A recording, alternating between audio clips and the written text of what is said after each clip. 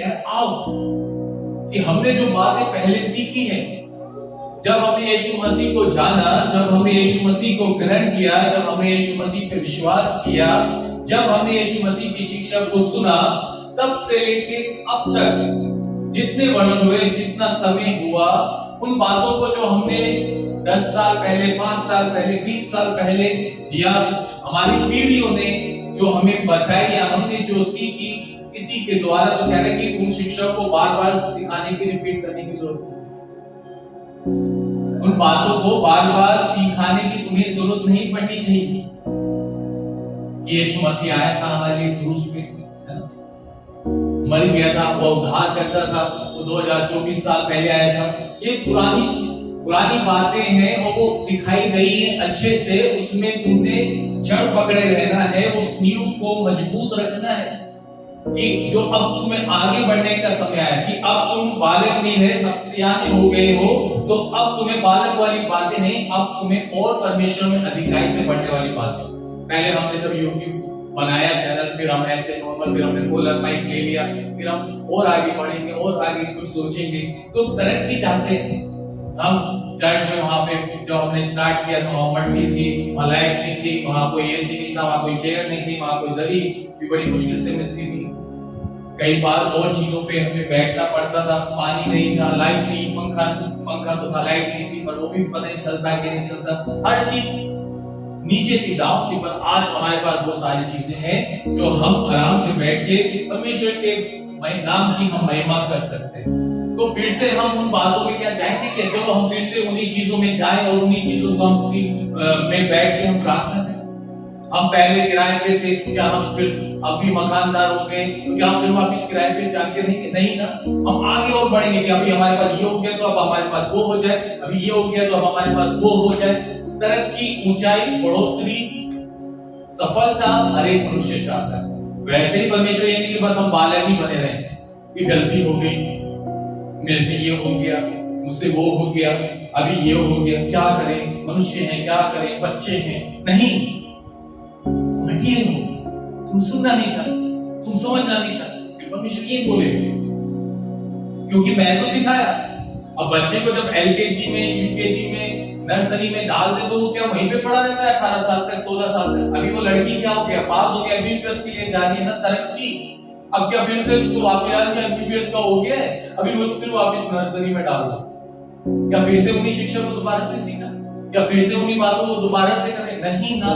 तो वैसे ही परमेश्वर कह रहा है आओ, अब कह रहा है वो आओ, हम फिर से वही वाली बातें, वो शिक्षा जो हमने तुम्हें आराम से दी जब तुम बालक थे, अब तुम सयाने हो गए हो, अब मैं तुम्हें फिर से वही शिक्षा जो मैं तुम्हें आरंभ में दी थी, अब वो तुम्हें देने की जरूरत नहीं है।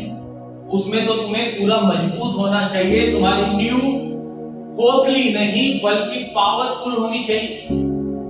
उसमें तुम्हारा पैर, कदम जमे हुए होने चाहिए, उसमें अडिग होने चाहिए। अब तुम्हें बार बार कहने की जरूरत नहीं पड़नी चाहिए कि चर्च आओ, प्रार्थना करो, बाइबल पढ़ो, संगति करो। ये सब तुम्हें बार बार सिखाने की जरूरत नहीं है, क्योंकि ये शिक्षा तो आरंभ की शिक्षा है। अब तो तुम्हें और आगे बढ़ के परमेश्वर के राज्य को खोजने की जरूरत है। हर संडे आए और फिर वही नहीं, चर्च आओ, बाइबल पढ़ो, प्रार्थना करो। यही बातें सीखते सीखते बूढ़े हो जाएंगे। शम्मी तो सिखाते सिखाते मर गया, हम वैसे के वैसे भी दूसरा कोई ढूंढ लो, फिर तीसरा कोई ढूंढ लो, तो फिर क्या होगा? उद्धार नहीं हो पाएगा। समझ, बुद्धि के कहते हैं नया हो जाने से तुम्हारा चाल चलन बदलता जाए। और इसलिए वो कहता है कि और मरे हुए कामों से मन फिरा। कि जो पहले काम मरे हुए थे, जो पहले मरे हुए कामों में थे, कहते हैं उनसे तो मन फिरा लिया ना तुमने, और फिर से उन्हीं बातों को मैं क्या बार बार बताऊं कि उनसे मन फिराओ, फिर कर लो, फिर मन फिराने के लिए बोले, फिर वही गलती कर लो, फिर वही। तो क्या ये बार बार जो दोहराना है, कहता है कि वो नहीं। बच्चों को बोलता है बोलो ए, वो बोलता है ए, बोलो ए, बार बार सिखाते हैं, फिर उसको वो ए याद हो जाता है। जब वो ए याद होता है तो वो बी पे जाता है, ऐसी वो जैक पहुंचता है। 1 से 10 तक काउंटिंग सिखाते ताकि वो जब इनको सीख जाए तो फिर वो 11वें पेज है।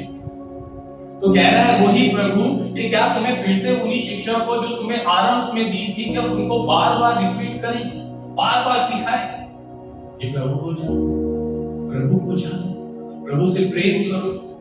जब प्रॉब्लम्स आती है तो प्रभु तू मेरे लिए कर दे, तूने मुझे बचा लिया, तूने मुझे छुड़ा लिया, तूने मुझे छू लिया।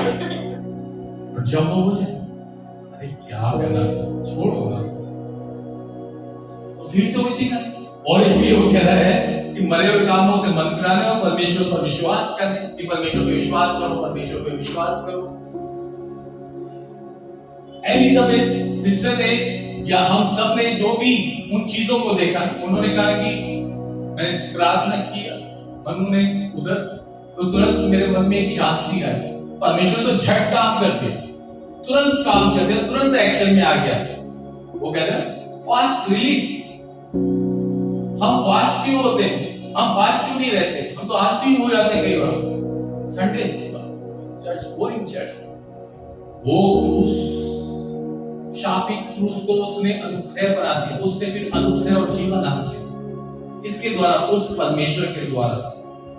सच में परमेश्वर सच्चाई है, वो सच्चा है, वो बोलता है, वो दिखाई देता है, वो चलता है, वो सुनता है।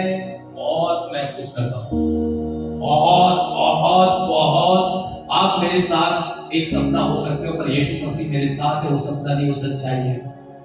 इसलिए तो छाती ठोक के सिखाता हूं, हर बात में सिखाता हूं कि चलो चलो चलो चलो। बुरा भी लगता है मेरा वो बोलना, कई बार होता है, मनुष्य है ना, लगेगा, स्वाभाविक है। पर उसके पीछे क्या है? आपसे धन खींचना, आपके अभिलाषाओं को अपनी अभिलाषा बना लेना कि मुझे दे दो, वो आपकी चीजें मुझे दे दो, आपके पैसे मुझे दो, तो नहीं। सिर्फ इसके लिए, इस वचन के लिए जो आपके घरों में खाया जाता है, जिसको आप बोलते हो, जिसको आप कहते हो कि वो मेरा परमेश्वर, सिर्फ उसके लिए और अच्छे से शिक्षा देने के लिए, ताकि आप उस स्थान में खड़े हो जहां पे मुझे पता है कि मैं उस स्थान में खड़ा होऊंगा। वो आशा है मेरी ईश्वर कि मैं वहां पे होऊंगा, तो चाहता हूं कि और आ जाए। और मैं जो परिश्रम कर रहा हूं उसका प्रतिफल परमेश्वर देता है। और वो पूरा वफादार, पूरा ईमानदार, पूरा विश्वास योग्य वो खड़ा रहता है।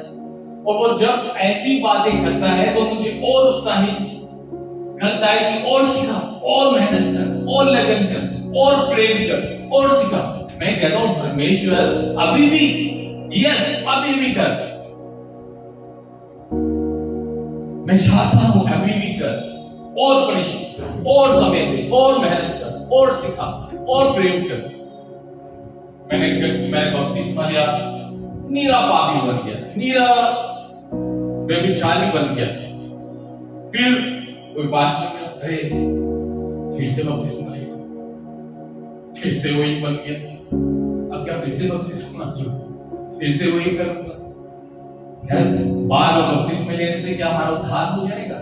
किसी बड़े पास्टर से हाथ लगने से क्या फिर हमारा उद्धार हो जाएगा? अपने अंदर से चेंज करने की जरूरत, अपने जीवन को बदलने की जरूरत। परमेश्वर तो कल भी वही था, आज भी वही है, और हमेशा भी वही रहेगा।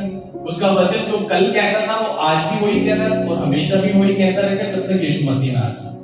अगर वचन में हमें शिक्षा दे रहा है गलत मार्ग से सही मार्ग पे लाने के लिए, वो तो बुरा लगता है, पर जब वो आशीष और आशीष और आशीष की बातें बोलता है तो हमें बहुत अच्छा लगता है, झट आमीन बोलते हैं, ओ प्रेज गॉड, हालेलुया।